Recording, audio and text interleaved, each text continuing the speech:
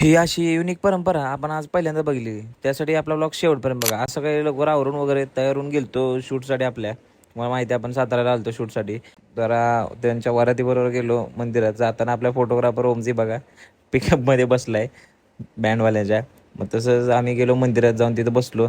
आणि ही काय परंपरा आहे ती आपल्याला नक्की माहीत नाही, पण देवाची इथे आपली सगळी पोरं कळवून ढोलच्या आवाजावर नाचत होती. तुम्हाला माहिती असेल तर कमेंटमध्ये सांगा. मग काय गेलो तिथं मंडपापाशी आणि गेलो तर तेवढंच आपलं कपल गेलं तर मेकअपसाठी. मग त्यामुळे मला बसून बसून कंटाळा आला. मग गेलो डायरेक्ट आपल्या किरण दादाच्या गाडीमध्ये गेलो तर तिथं पिक्चर्स ऐकत बसलो. मग काय तिकडे गेलो तर आपलं खतरनाक एकदम व्ह्यू झाला तुम्ही बघू शकता.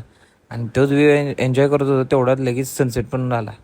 मग काय दुसऱ्या दिवशी आपण आवरून वगैरे आपलं शूट झालं होतं, त्यामुळे सकाळी उठलो. आपलं प्रशांतदाच्या घरात इथं सगळ्यांना बाय वगैरे बोलून आपण आवरून निघालो मुंबईच्या दिशेनं.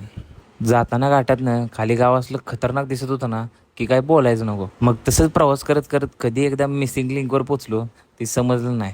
मिसिंग लिंकवरचा पण व्ह्यू तुम्ही बघू शकता, एकदम खतरनाकच झालता. आपण सकाळी गेलतो त्यामुळं एवढं ट्रॅफिक पण नव्हतं, तुम्ही बघू शकता. मग काय फायनली एकदाचं पोचलो मुंबईला आणि केला आराम. तर भेटूया नेक्स्ट व्लॉगमध्ये. तर अशा मी व्लॉगसाठी आपल्या गाण्या फॉलो करून घ्या.